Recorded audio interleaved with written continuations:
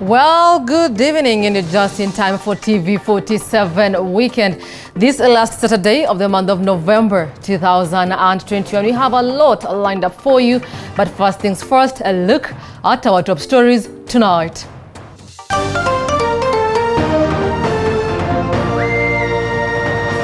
Tonight, 4 people dead following Elgeyo Marakwet banditry attack. So today we are announcing B11529 as a variant of concern named Omicron. World Health Organization names a new COVID-19 variant Omicron, cautions against travel measures. Mimi sijachaguliwa. Mimi na sibagui.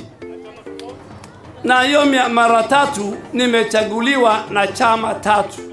I will not negotiate. Duale speaks on negotiated democracy.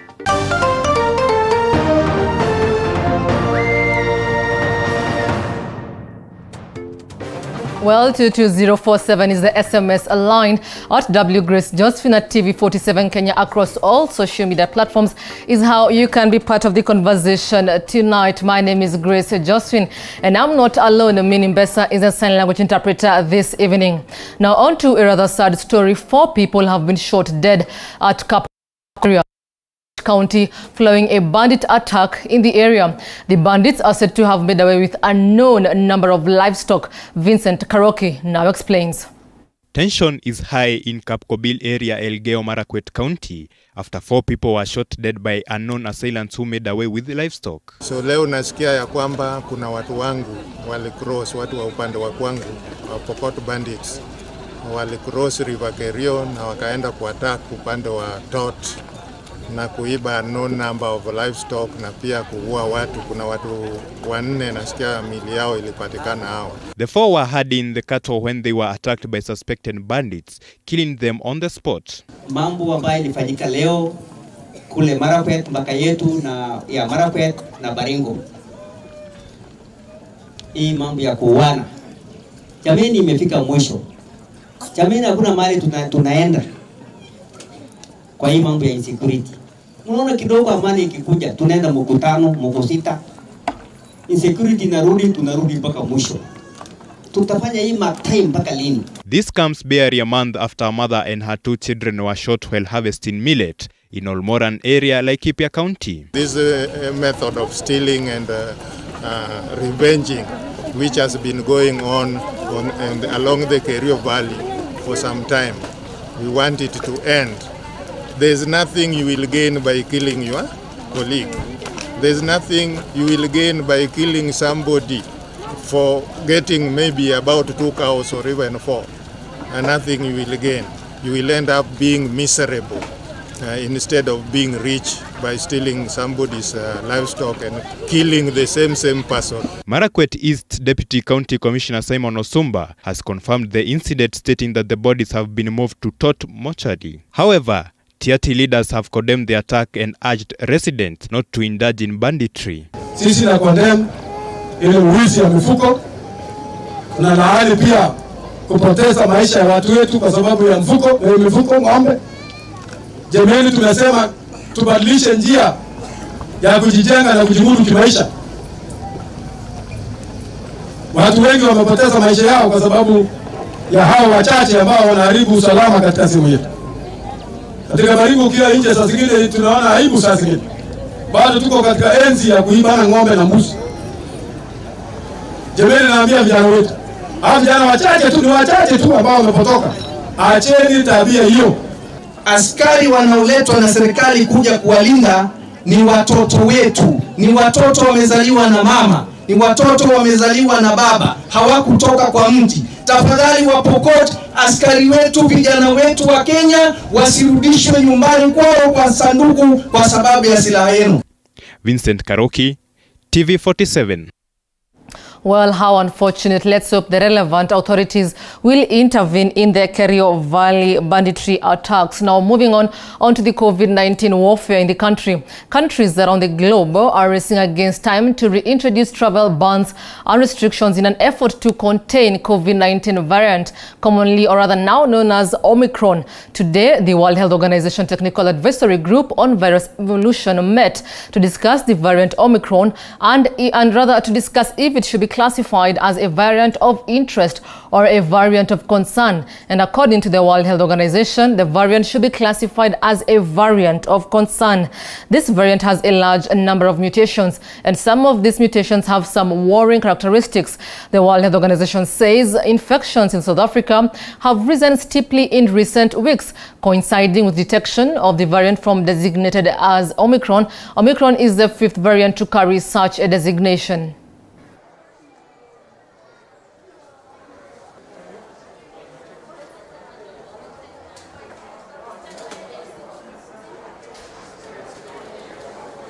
Evolution met to discuss the variant B11529, to discuss what we understand about this variant and if it should be classified as a variant of interest or a variant of concern.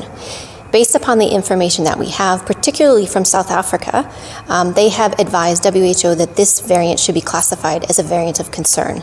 So today we are announcing B11529 as a variant of concern named Omicron. Omicron B11529 is named as a variant of concern because it has some concerning properties. This variant has a large number of mutations, and some of these mutations have some worrying characteristics. Right now, there are many studies that are underway. There's a lot of work that is ongoing in South Africa and in other countries to better characterize the variant itself in terms of transmissibility, in terms of severity, and any impact on our countermeasures like the use of diagnostics, therapeutics, or vaccines. So far, there's little information, but those studies are underway. So we need researchers to have the time to carry those out, and WHO will inform the public and our partners and our member states as soon as we have more information. Once a variant is classified as a variant of concern, it's really important that we have good SARS-CoV-2 surveillance around the world, including better genomic sequencing, because we want to be able to detect this variant where it is circulating. It's also really important that studies are undertaken in the field to look at any clusters, and also the studies that are needed in the lab to look to see if there's any changes in severity, any changes in our impact on diagnostics, therapeutics, or vaccines. Well, on to the political arena, we cross over to northwest of the capital, where One Kenya Alliance principals took their campaigns to Trans Nzoia County to popularize their political outfit. The Oka chiefs promised to improve the economy. Boniface Baraza now reports. Today, Trans Nzoia County played hosts to Oka principals, who staged series of rallies, kicking off at Sibanga Market in Cherangani constituency before proceeding to Kolongolo, Chepchoina, Endebess, Matisi, Kitale Town, and later its culmination at Kiminini Township. Here, the Oka chiefs were in Trans Nzoia Charm Offensive, where they vowed to address challenges facing farmers in the area, as well as address squatters challenge. Hapa ndio mnalisha kwa Kenya mpaka Mombasa, lakini serikali hazijazingatia mambo yenu kama inatakikana. Sisi kama wanaoka tutazingatia hiyo.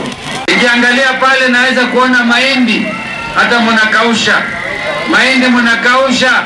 Nyinyi mnafanya kazi kwa bidii zaidi, alafu wengine wafisadi wanaambia wacheni kupanda mahindi kwa wingi, panda avocado. Kalonzo atakula nini jamani? Hii shida ya squatters sasa ni miaka 57, bado hatujatatua shida ya squatters. Mimi nataka niwaambie, mkiweka serikali ya Oka mamlakani, sisi tutatatua shida ya squatters katika Trans Nzoia, na kwanza ndio inaumia zaidi. The Oka leaders at the same time promised to ensure free secondary education if they occupy the house on the hill next year. Wale wengine wanasema fees hamulipi, lakini mnalipa. Wanakuambia ulipi fees, wanasema leta lunch. Wanakuambia ulipi fees, wanakuambia leta activity fees. Wanakuambia ulipe fees, wanakuambia nunua uniform. Sisi tutawaletea elimu ya bure. Wanaona tunasema watoto wetu wa form 1 mpaka form 4 watasoma bila karo. Hiyo tumesema. ANC party leader Musalia Mudavadi expressed concerns over the country's state of economy and vowed to fix and review Kenya's economy if elected the 5th president. Rais wa Jamhuri ya Kenya alisema kwamba kuna wajanja katika Kenya hii ambao wanapora shilingi bilioni 2 kila siku kutoka kwa serikali. Kwa hivyo serikali yetu ikichukua mamlaka, sisi tunataka vile serikali imeunda nyumba 10 ya kuangalia mambo ya usalama. Mimi nataka tuwe na nyumba 10 ya vijana, nyumba 10 ya wamama, ili sisi lengo letu tutafute whistleblowers wa kutuambia wafisadi katika vijiji wetu ni wakina nani, ndio tuwangoe, tumalize wezi wa pesa za mali. Jambo la pili, tunataka tuimarishe uchumi. Na kuimarisha uchumi ni lazima tuwe na viongozi wazuri kutoka mashinani. Lawmakers who accompanied the OCA principals urged them to ensure they are on the ballot come August 2022, saying they should not be forced to support any other presidential candidate. Tumechoka kufanyia kazi watu wengine, si namna hiyo. Siku ya leo tumekuja hapa, tumeleta ujumbe ya OCA. Tunaleta ujumbe ya wapi? Ujumbe ya wapi? Hao wako hapa, president mmoja atatoka hapa. Hapa mkovi ya president. Wamama wa baba tupige kura kwa OCA, tukijua OCA ndio inaleta serikali ambayo inakuja. Mambo ya corruption imeenda juu, na sasa imefika wakati sisi tuchukue nafasi hii chini ya One Kenya Alliance tutengeneze uchumi. Hawa viongozi, they are not going to support any other person. It is high time pia hawa waunge mkono Mheshimiwa Uhuru Kenyatta mahali ambapo huko. Tunakuomba tafadhali, kura yako kama Mkenya, tunaomba kura yako upigie One Kenya Alliance. Mheshimiwa Raila Odinga, we have supported you enough times. Tunaomba pia wewe uunge mkono one of our principles. OCA tour comes barely a week after the ODM boss pitched tent in the county. OCA tour in the food basket of County of Trans Nzoia has laid a level ground for the OCA principal to wood the locals to rally behind their presidential ambition and enable them to ascend to power come next year. As they promised the local, once they ascend to power come next year, they will solve the matter of squatters. Boniface Barasa, TV47, Trans Nzoia County. Well, meanwhile, ODM party leader Raila Odinga today concluded his 2-day tour of NYERI County, with the Azimio la Umoja campaign taking center stage at the Riringu Stadium, where the ODM boss met thousands of residents. Raila, who was accompanied by several leaders from the Mount Kenya region, promised to transform the lives of Kenyans once elected President David Muthoka. With that story. For the second consecutive day, ODM party leader Raila Odinga pitched camp in NYERI County, where his Azimio la Umoja campaign took center stage. A day after the ODM boss met with a section of leaders from the region who endorsed his State House bid, Saturday was a chance for the residents to interact with Odinga, who pledged to uplift their living standards should he succeed President Uhuru Kenyatta. Najua yale ambayo iko hapa, tunaongeza kwa kilimo hapa, vile tunaweza kuboresha kilimo hapa, kilimo ya miwa na kahawa ya mchai, ya mboga, ya viazi, ya mchele na kadhalika. Tunajua leaders from the mountain who had accompanied Odinga further drummed up support for the ODM boss. We have brought to the mountain a rock that even the river from Rift Valley cannot move. Tumeleta hapa Mtomoria Jamba, Raila Odinga. Hii inastahili uongozi ambao uko na unyenyekevu. Uongozi ambao haujipigi vifua. Uongozi ambao hauna makasiriko. Kuna wengine wamekuja kwa wakati wakaona ground imechange, vindu vichenjanga. In his charm offensive to Nyeri residents, Odinga further made more promises to Kenyans as he seeks to woo the entire country to back his State House bid. Kuimarisha mambo ya miundombinu, infrastructure, barabara. Mwanzo mimi nilikuwa waziri wa barabara na ujenzi, ndio barabara yote katika eneo hilo. Although RAILA is yet to formally announce his interest in occupying the house on the hill, pundits are in agreement that his name will be on the ballot in next year's general elections. David Mudhoka, TV47. Well, and on that political note, it's 15 minutes past the hour. We take our very first breather. Don't go too far away. We'll be right back with more.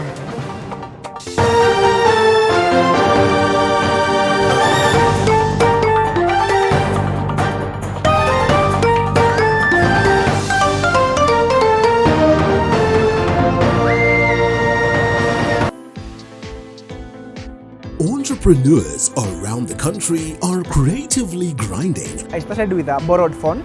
A borrowed phone? Yeah, that could last 2 hours with charge. We just have to do quality work for them. To make their mark in an unpredictable market. It was now going on a sales venture, looking for stockists door to door. On the grind, we bring you their stories so you can tell yours. Every Monday at 7:30 p.m. Men are known to be the pillars. We're rising up together. Say your point. You need an alpha male now to come and help you and your girl. Anaongea zero. And women, they are the cornerstone that hold the pillars. Don't be entitled.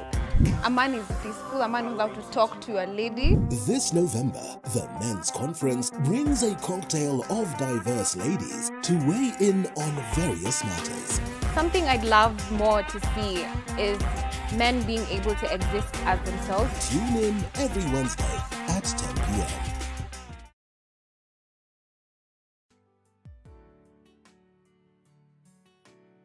Hello guys, and welcome to Night In with Joy Irungu. Joy Irungu. Heartbreak, pain, and tears have been a major part of Night In Season 1.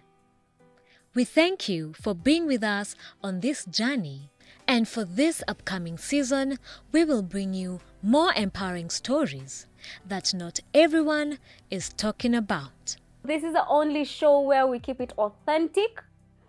We share our lifetime experiences, and you know what? Tell every person that you can turn your pain into power. Join Joy Irungu on Night In as we take the brave step of sharing.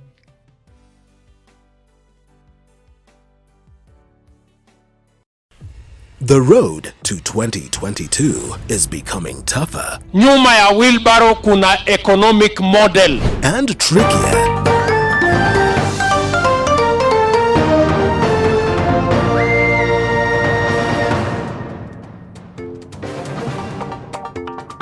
Well, thank you for staying with us. Meru Governor Kiraitu Murungi has launched his new party, the Bus Party, in Nairobi. Now, during the launch, Governor Kiraitu said Devolution Empowerment Party will focus on devolution and enhance service delivery to Kenyans. Our very own Josh Onsare now reports.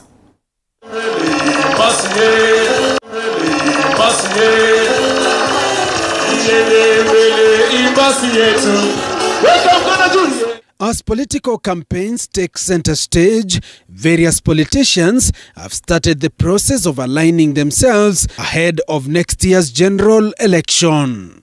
Meru Governor Kiraitu Murungi has launched the Devolution Empowerment Party to propel his aspirations to vie for Meru gubernatorial position for the second time. The party is popularly known as MBAS.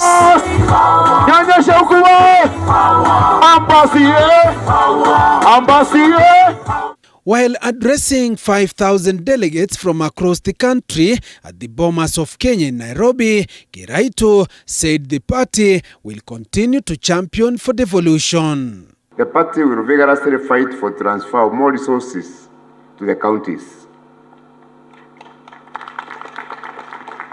BAS party will prioritize increasing the equitable share of the counties from 15% to 35%. Tulikuwa tunakaa kama watu hawana nguo. Tulikuwa uchi. Sasa tuko na nguo yetu. Ama namna gani? Na hii nguo tutakaa naye milele na milele. Nataka kushukuru chama ya BAS kwa kuchukua walemavu kona zote za Kenya. Kwa hivyo ile kitu tunaomba watu wetu, hii chama tukisupport, unainua mlemavu, unainua mama, unainua youth, lakini sana yule mtu amebaki nyuma ni mlemavu. The party leadership has assured its supporters that the party will be alive even after next year's general election.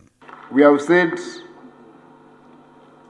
even after Kiraito, Kevuti, and all these cylinders are gone, the BAS will be there. And the BAS will be there until Jesus comes back.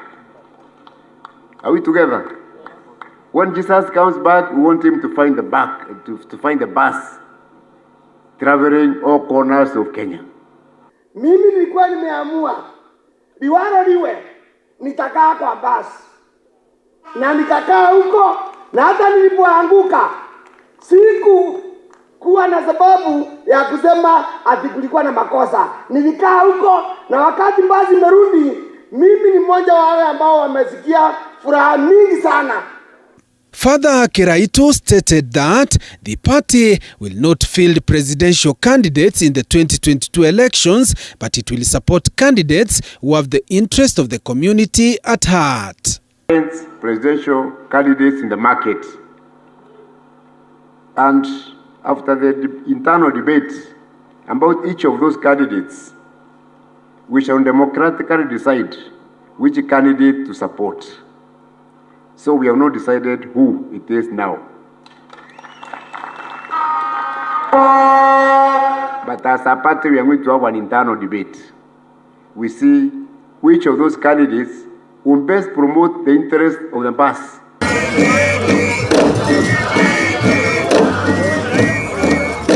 The launch of Devolution Empowerment Party, famously known as BAS, is the beginning of the political formations as we head to the next general election. Joash Onsare, TV 47, Bomas of Kenya, Nairobi. Elsewhere, National Assembly Speaker Justin Muturi now says he will defend the devolution system, saying it has brought about services closer to the people. Elsewhere, Garissa Township Member of Parliament Eden Duale has criticized the negotiated democracy process, saying it is biased. National Assembly Speaker Justin Muturi has defended the devolution system, saying it has benefited many Kenyans as well as advanced progress across the country.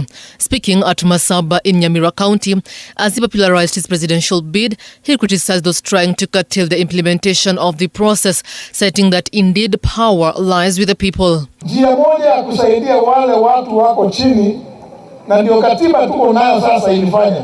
Ikafanya kitu na ikaleta kitu na nyinyi Wakenya mkapiga kura. Tukaleta devolution. Devolution ni kupeleka pesa mashinani na kupeleka decision making mashinani. Elsewhere, in the same spirit of promoting democracy, Garissa Township Member of Parliament Eden Duale has criticized negotiated democracy program, saying that is commonly practiced in the north. Clans and communities in the pastoral communities hold meetings to endorse aspirants that they consider most suitable to lead. Speaking at AP Goodwill Primary School, Duale decried that he will vie for the governor's seat and accused the Council of Elders of being biased. Umenichagua na ODM. 2013 nikawaletea URP. 2017 nikaleta Mheshimiwa Uhuru Kenyatta na Jubilee. Na sasa nitalete chama ya kazi ni kazi. Si mnajua? Si ni UDA? Si mnajua UDA? Chama ya watu ya chini. Chama ya maskini. Chama ya mama mboga. Chama ya wheelbarrow. Chama ya bodaboda. Chama ya makanga. Si mnajua hiyo? Chama ya chief hustler. The process has in the recent times come under sharp scrutiny as Friday saw two northeastern leaders, Fafi parliamentary aspirant Salah Yakub and nominated Senator Falhada Iman, dismiss clan endorsements, describing them as a death of democracy. Moving on, youth from Naivasha, Nakuru County, today planted trees at the Kenya Wildlife Research Institute, all in a bid to restore the river Maraigushu that is facing a serious threat. Our reporter Willie Dennis Njiru with this story. Efforts by the Kenya Wildlife Research and Training Institute in Naivasha to conserve the environment received a major boost after youths in Naivasha took part in a tree planting exercise at the institution that is split by a seasonal river, Maraigushu. The river we are adapting emanates from the Maraigushu Hills up in Naivasha and empties its water at Lake Naivasha. So with us adapting it, we're also looking at the end of the day, we also have helped the lake itself. We are trying to stabilize the banks of River Maraigushu using trees. We're only planting indigenous trees like acacias, like croton megalocarpus. Such indigenous trees are the ones we are planting because they will help in holding the soil and avoid soil erosion, so therefore helping in bank stabilization. River Maraigushu is a significant tributary to the Lake Naivasha and has faced numerous challenges with land-based activities from the nearby Kayole estate constantly leaving the river dirty. The dynamics of our river upstream, it's surrounded by farms, so that's why we are focusing on the part of the river where it's the urban center. Let's take care of this environment today. We plant tree. Some of us own cars, but we always want to park a car under the shade, but we don't want to plant a tree. Whatever is being done, it will come back to haunt us in future. So that's why we encourage people, let us take care of our nature today for a better tomorrow for our kids and for the coming generation. The waste collected from upstream in the neighboring crowded areas of Kayole is a health hazard to the aquatic life in the Lake Naivasha, with the recent cleanup consolidating over 2 tons and only 250 kilograms were recyclable. We are very excited to have done over 2,000 trees across this project, and we are happy about it. And we are really hoping that these trees grow to maturity. And when they grow to maturity, we'll have a good forest and the banks will be protected very well because of these trees. Environment is very key in our day-to-day life, and we ought to protect the environment. Over 500 tree seedlings were planted during today's exercise, with the next phase coming up in a week's time, even with uncertainty of reliable rainfall due to changes in weather patterns. So we are sure the trees will be protected. At the same time, the animals living in this sanctuary will have food and we have birds. So we are looking forward in 10, 20 years to come to be a very beautiful forest, and there will be water in the river. The Institute boasts over huge herbivorous herds that subject the survival of the tree seedlings. Thus, concerted efforts to protect the activity today have been adhered to. We are also protecting each tree with nets, and there's a way of protecting each tree to ensure that each tree will survive to maturity, and also it will not disturb the residents of this park, who are the animals, and most of them are herbivores like zebras, antelopes. Nature can be very unforgiving and punitive if the future is not safeguarded today. Reporting for TV47 from the Kenya Wildlife Research Institute in Naivasha, Nakuru County, I'm Willie Dennis Njiru. Well, thank you, Willie Dennis Njiru, for that report. Moving on, the surging cases of gender-based violence in Kakamega County has been attributed to indiscipline and poverty, with Ikolomani and Malava constituencies topping the list of the most affected areas in the country. Speaking during the launch of a new policy that seeks to combat gender-based violence and teenage pregnancy, Kakamega County First Lady Priscilla Oparanya emphasized on the need for collaborative efforts towards reducing cases of gender-based violence and teenage pregnancy. Create enabling environment for the prevention of sexual and gender-based violence. 2. Develop strategies for response to sexual gender-based violence. 3. Strengthen multi-sectoral or coordination of sexual gender-based violence prevention and response. 4. Strengthen monitoring and elimination and research on sexual gender violence. 5. Reduce number of teenage pregnancies in the county. To achieve the above, we have constituted a multi-sectoral to spearhead, coordinate gender-based violence response. In Kakamega, gender-based violence is rooted in poverty, conflict, and unequal power dynamic. 1 in 3 women experience physical or sexual violence. This is unacceptable, and it reminds us of the need to redouble our efforts. Start from Shinyalu, Economan. I don't know, that's where we have strong men. Well, and that report brings us to our second very short break, so don't go too far away.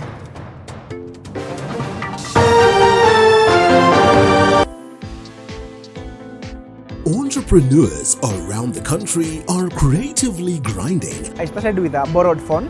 A borrowed phone? Yeah, that could last 2 hours with charge. We just have to do quality work for them. To make their mark in an unpredictable market. It was now going on a sales venture, looking for stockists door to door. On the grind, we bring you their stories so you can tell yours. Every Monday at 7:30 p.m. Men are known to be the pillars. We're rising up together. Say your point. You need an alpha male now to come and help you and your girl. Ameongea zero. And women, they are the cornerstone that hold the pillars. Don't be entitled. A man is peaceful, a man knows how to talk to a lady. This November, the Men's Conference brings a cocktail of diverse ladies to weigh in on various matters. Something I'd love more to see is men being able to exist as themselves. Tune in every Wednesday at 10 p.m.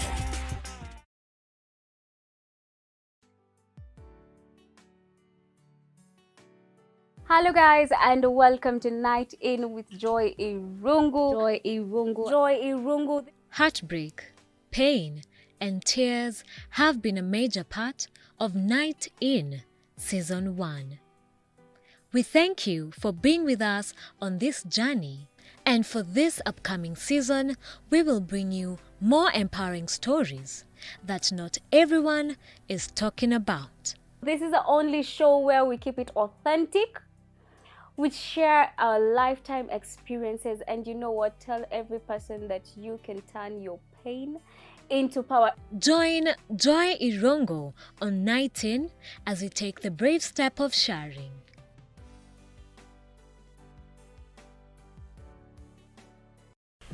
The road to 2022 is becoming tougher. Nyuma ya wheelbarrow kuna economic model. And trickier with each passing day. Niliwaambia washushe chini bei ya mafuta.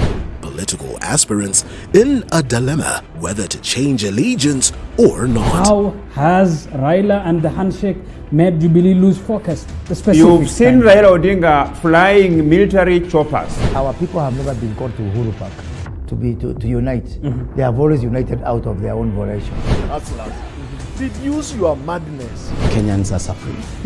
Would it be fair to conclude? I don't want your station to be sued. That Jubilee government has never been able to sponsor any successful project. Every Monday at 9:30 p.m., Pundits Night brings you inclusive and candid conversations with the pundits. We say disability is not inability. Our impairment are not disability. Disability is the barriers put across by the society. Beyond the Limit gives a voice to those abled differently.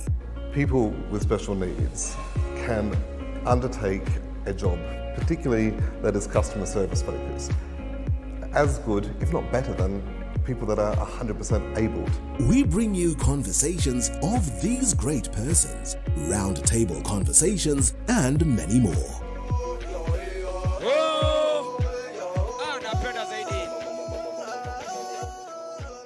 Every Saturday at 7:30 p.m.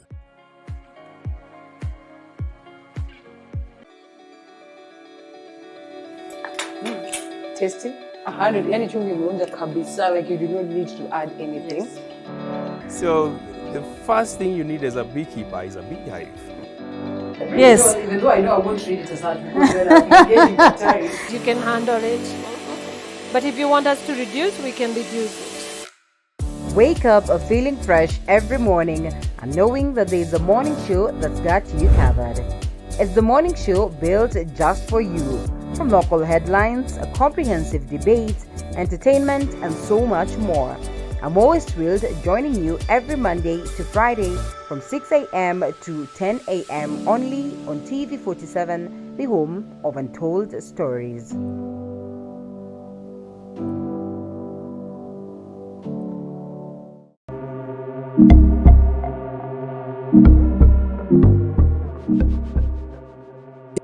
Kilimo Diaries is not your one-stop show.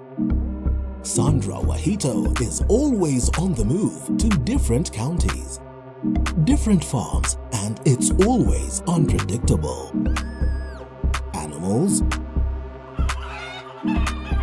crops, and advice from both farmers and experts. We also add calcium sulfate when it's too basic. Every Sunday at 6:30 p.m., we talk agriculture.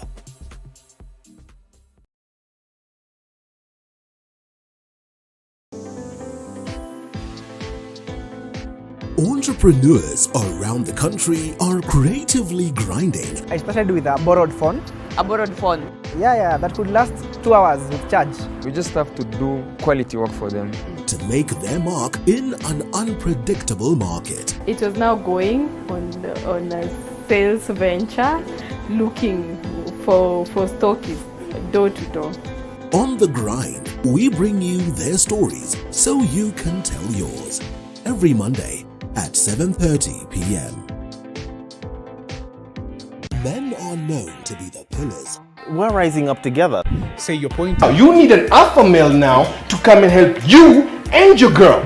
Anaongea zero. And women, they are the cornerstone that hold the pillars. Don't be entitled. A man is peaceful, a man knows how to talk to a lady. This November, the Men's Conference brings a cocktail of diverse ladies to weigh in on various matters. Something I'd love more to see is men being able to exist as themselves. Tune in every Wednesday at 10 p.m.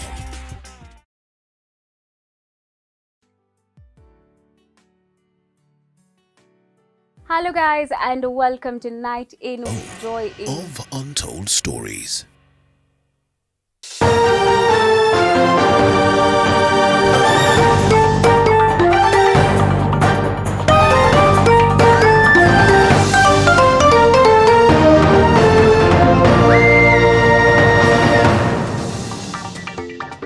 Well, glad to have you back.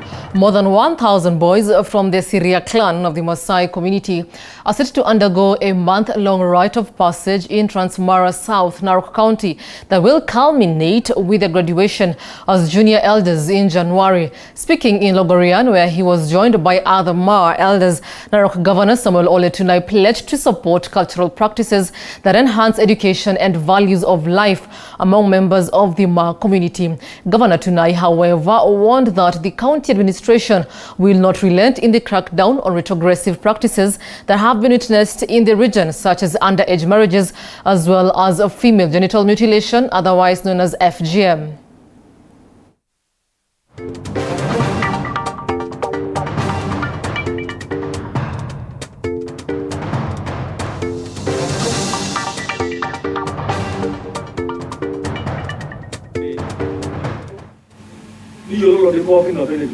Najua tukiwa jamii ya Maasai, juzi tulikuwa RITE na leo tuko hapa kwa jamii ya Syria.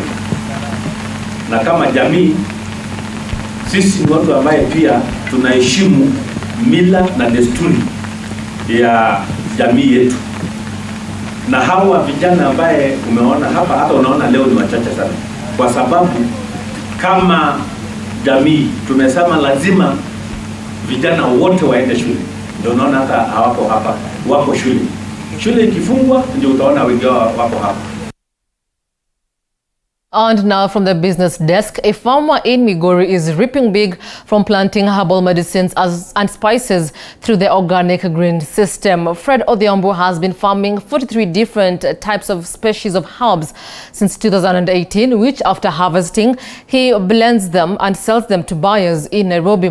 Odhiambo also mentors other farmers in the county on how to use small pieces of land to generate wealth through herb farming.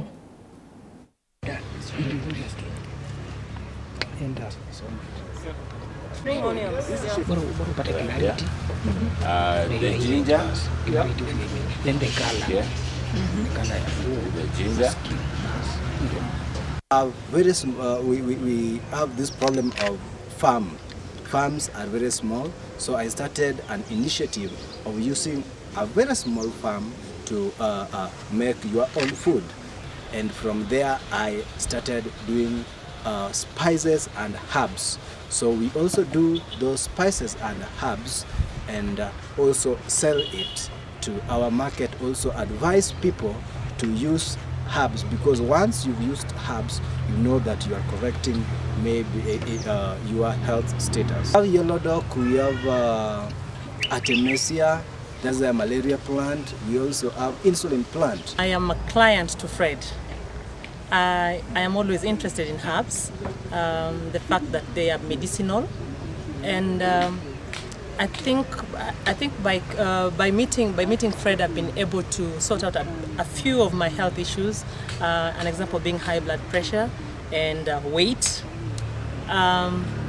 There's few herbs that he has here that can be able to assist you, be stable, because when you're so dependent on drugs, you find out that you kind of lose your energy, your natural energy. And when you consume his herbs, you find out that you wake up so fresh and energetic every morning.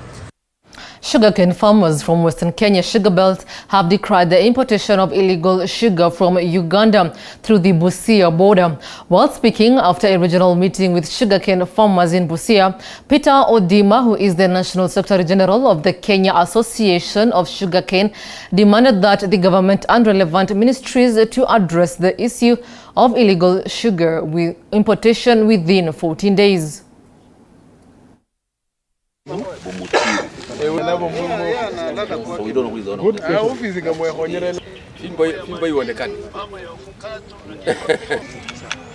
Napita roadblock zetu zote ambayo hatuelewi kama ni magendo ama ni sukari ambayo wenye wanabeba wako na license. Factory zetu sasa hasishughuliki na mkulima kwa sababu wanaleta hiyo sukari. Kuna factory ambazo tunaelezwa saa hii hawataki kusiaga sukari.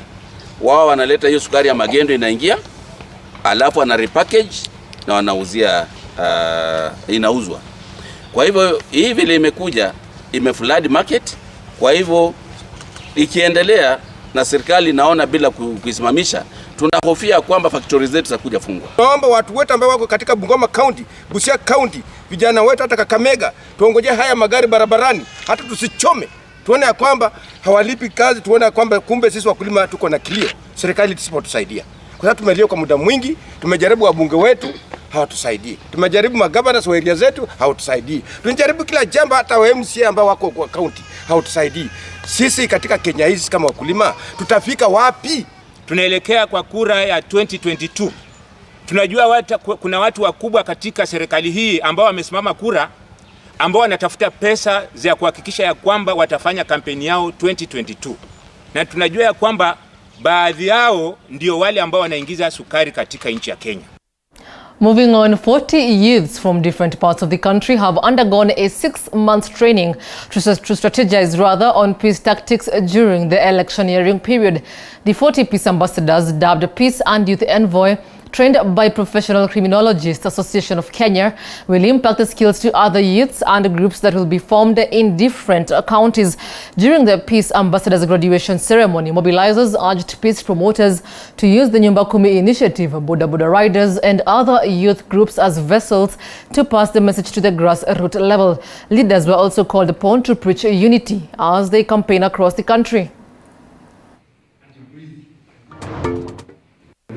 I'm very happy for PCK. This has been a very resourceful program for me. Been linked to my mentor for 6 months. Young people to go out there and be able to talk about peace and also to bring and scale down crime. We don't want our youth to be used anymore to cause chaos. And